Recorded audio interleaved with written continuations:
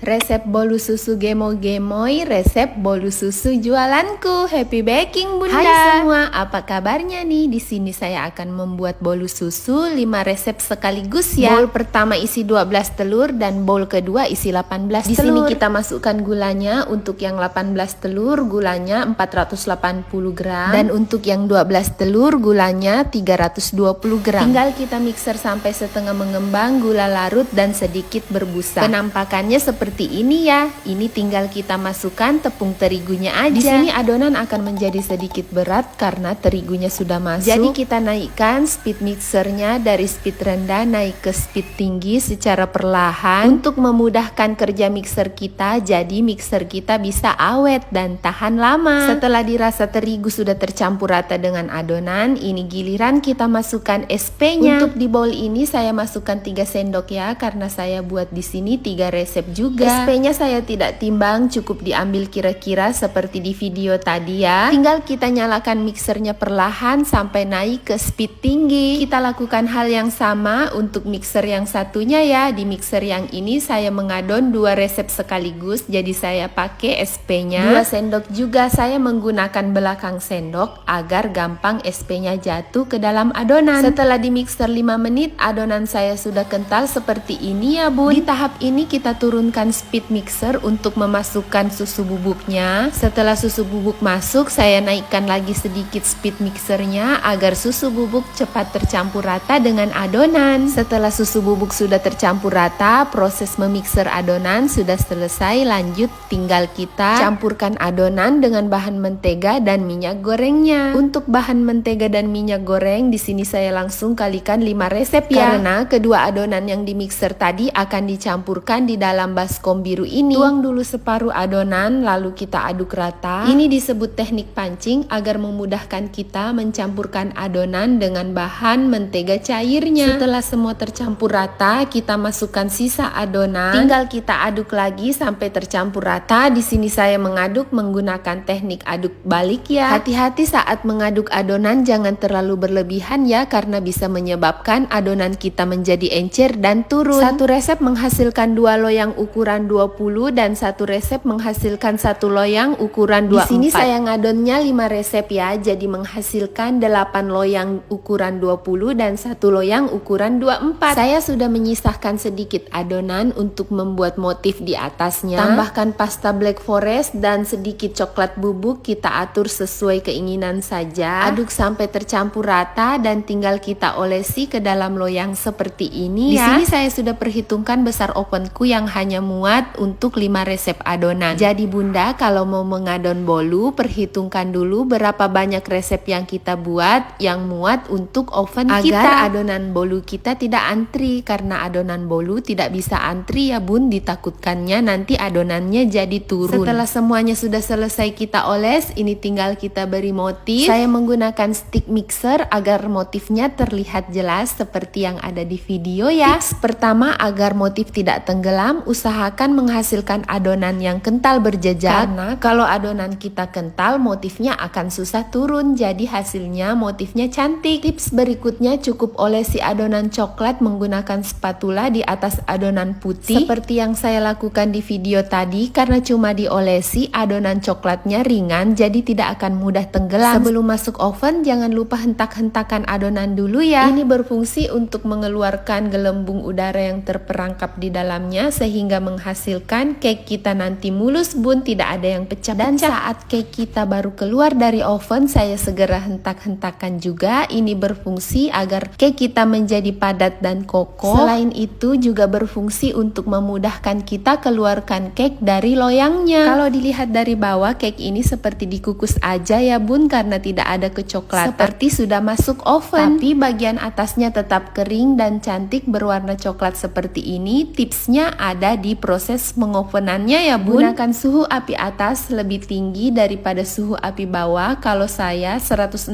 derajat untuk api atas, dan 140 derajat untuk suhu api bawah. Untuk bolu susu ukuran 20 saya oven selama 50 menit dan untuk bolu susu ukuran 24 saya oven selama 60 menit. Tada, ini sudah selesai. Jangan lupa untuk di save agar mudah saat mau di-recook nanti. Happy baking semua. Terima kasih sudah menonton sampai akhir ya.